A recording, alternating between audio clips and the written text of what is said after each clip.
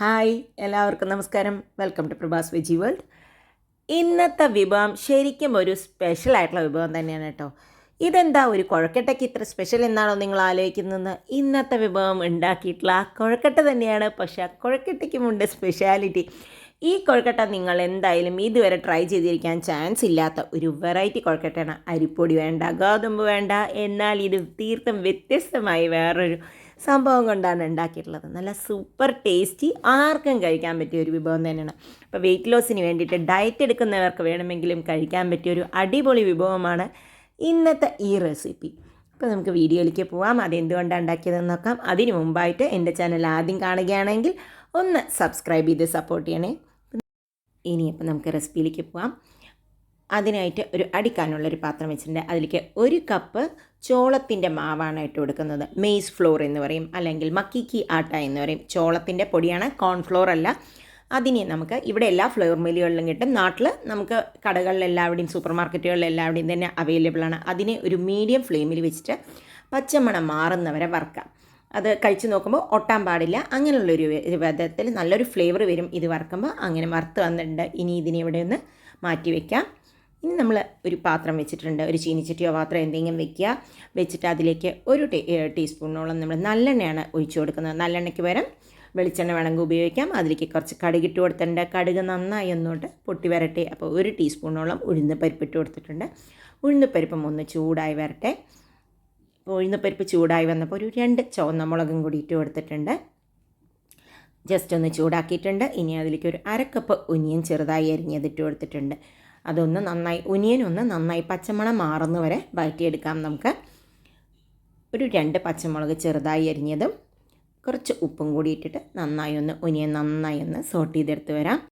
നല്ലോണം golden colour ആവുന്ന വരെ തന്നെ വഴറ്റിയെടുക്കണം. പച്ചമണമൊക്കെ മാറിയിട്ടുണ്ട്. ഇനി ഒരു 1/2 കപ്പോളം ക്യാരറ്റ് ഗ്രേറ്റ് ചെയ്തതും കുറച്ച് തേങ്ങാക്കൊത്തിട്ട് കൊടുത്തിട്ടുണ്ട്. പിന്നെ ഒരു പിഞ്ച്, ഒരു 1/4 ടീസ്പൂണോളം നമ്മുടെ കായപ്പൊടിയും കൂടി ഇട്ട് കൊടുത്ത് നന്നായി ഇതിനെ ഒന്ന് വഴറ്റിയെടുക്കാം. ഇതിൽ തേങ്ങാക്കൊത്ത് ഓപ്ഷനിലാണ്. നിങ്ങൾക്ക് തേങ്ങ വേണമെങ്കിൽ തേങ്ങ തന്നെ ഇടാം. തേങ്ങാക്കൊത്ത് ഇതിൽ കടിക്കുന്നത് നല്ലൊരു ടേസ്റ്റ് തോന്നി. കുറച്ച് മല്ലിയിലയും കൂടി ഇട്ട് കൊടുത്തിട്ടുണ്ട്. ഒരു 1/4 ടീസ്പൂണോളം ചില്ലി ഫ്ലേക്സും കൂടി ഇട്ട് കൊടുത്ത് അതിനെ ഒന്ന് ജസ്റ്റ് ഒന്ന് വഴറ്റിയെടുക്കുക. ആ ക്യാരറ്റിൻ്റെ പച്ചമണം ഒന്ന് മാറണം. ഒരു 1/4 ടീസ്പൂണോളം മഞ്ഞൾപ്പൊടിയും കൂടി ഇട്ട് കൊടുത്തിട്ടുണ്ട്. എന്നിട്ട് അതിനെ ഒന്ന് ജസ്റ്റ് ഒരു 2 മിനിറ്റ് ഒന്ന് സോട്ട് ചെയ്തെടുക്കാം. ഇപ്പോൾ ഇതെല്ലാം വെന്ത് വന്നിട്ടുണ്ട്. ഇനി അതിലേക്ക് ഒരു 1/2 കപ്പ് വെള്ളമാണ് ഒഴിച്ചു കൊടുത്തിരിക്കുന്നത്.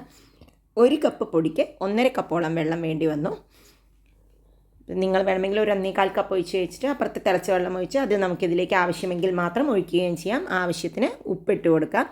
എന്നിട്ട് ഇത് നന്നായി ഒന്ന് തിളയ്ക്കട്ടെ. ശരിക്കും ഒന്ന് തിളച്ച് വരണം. അപ്പോൾ ഇത് തിളച്ച് വന്നിട്ടുണ്ട്. അതിലേക്ക് ആ വറുത്ത് വെച്ചിട്ടുള്ള പൊടി നമുക്ക് ഇട്ട് കൊടുക്കാം. എന്നിട്ട് കട്ട കൂടാതെ തന്നെ ഇളക്കുക. ഇതിനധികം കട്ടയൊന്നും വരില്ല കേട്ടോ. നമ്മളുടെ അരിക്കൊഴുക്കട്ട ഉണ്ടാക്കണം, അരി കട്ടയൊന്നും അധികം പിടിക്കില്ല. ഇതൊട്ടും കട്ടയില്ല. അത് വളരെ ഈസി ആയിട്ട് തന്നെ മിക്സ് ചെയ്ത് വന്നിട്ടുണ്ട്. ഒരു ബുദ്ധിമുട്ടും ഇല്ല. ഇനി അതിലേക്ക് കുറച്ച് എണ്ണയും കൂടി ഒഴിച്ചിട്ടുണ്ട്. ഞാൻ നല്ലെണ്ണയാണ് യൂസ് ചെയ്യുന്നത്. വെളിച്ചെണ്ണ വേണമെന്നുള്ളവർക്ക് അത് ഉപയോഗിക്കാം. എന്നിട്ട് അതിനെ ഒന്ന് മിക്സ് ചെയ്തിട്ടുണ്ട്. ഇത് ഓഫ് ചെയ്തിട്ട് ഒരു 5 മിനിറ്റ് നമുക്ക് അടച്ച് വയ്ക്കാം. ഒന്ന് റെസ്റ്റ് എടുക്കട്ടെ. ഒരു 5 മിനിറ്റ് കഴിഞ്ഞിട്ട് ഇനി ഇതിനെ നമുക്ക് ചെറിയ ചെറിയ ബോളുകളാക്കാം. വേണമെങ്കിൽ ഒന്നും കൂടി കൈകൊണ്ട് മിക്സ് ചെയ്ത് കൊടുക്കാം.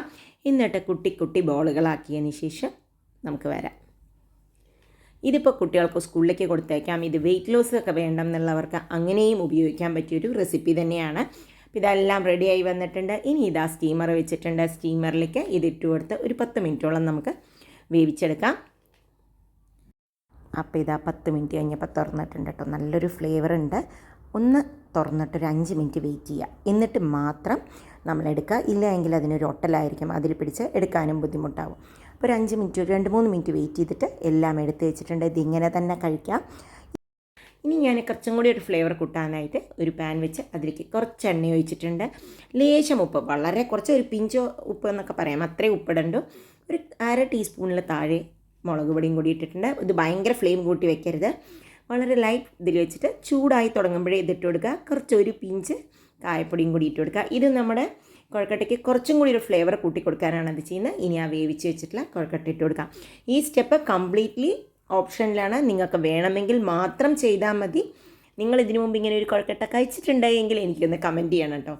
അപ്പോൾ ഇതാ നന്നായി ഒന്ന് സോട്ട് ചെയ്തെടുത്തിട്ടുണ്ട്. നമ്മുടെ ഒരു 2 മിനിറ്റ് അതിൽ തന്നെ സോട്ട് ചെയ്യുക ചെറുതീയിൽ. അപ്പോൾ അതിൻ്റെ ഫ്ലേവർ കംപ്ലീറ്റ് ആയിട്ട് ഇറങ്ങും. അപ്പോൾ റെഡി ആയിട്ടുണ്ട്. അപ്പോൾ ഇത് അടിപൊളിയായിട്ട് സംഭവം റെഡി ആയിട്ടുണ്ട് കേട്ടോ. ഇനി ഇത് നമുക്കൊന്ന് തുറന്നു കൂടി നോക്കാം, വെന്തിട്ടില്ലേ, ടേസ്റ്റ് ഉണ്ടോ എന്നൊക്കെ. എനിക്ക് നല്ല ഇഷ്ടമായി, മക്കൾക്കും ഹസ്ബൻഡിനൊക്കെ ഒരുപാട് ഇഷ്ടമായി. ഒരു വെറൈറ്റി ആയിട്ടുള്ള കൊഴക്കട്ട തന്നെയല്ലേ. നിങ്ങൾ ഇതിനു മുമ്പ് ഈ കൊഴക്കട്ട ഇങ്ങനെ ഉണ്ടാക്കിയിട്ടുണ്ടെങ്കിൽ ഒന്ന് കമൻറ്റ് ചെയ്യൂ. ഇന്നത്തെ വീഡിയോ ഇഷ്ടപ്പെട്ടുവെങ്കിൽ ഒന്ന് ഫ്രണ്ട്സുമായിട്ട് ഷെയർ ചെയ്ത് സപ്പോർട്ട് ചെയ്യുമല്ലോ. വീണ്ടും അടുത്ത വീഡിയോയുമായി വരാം. അതുവരേക്കും ബൈ. Thank you.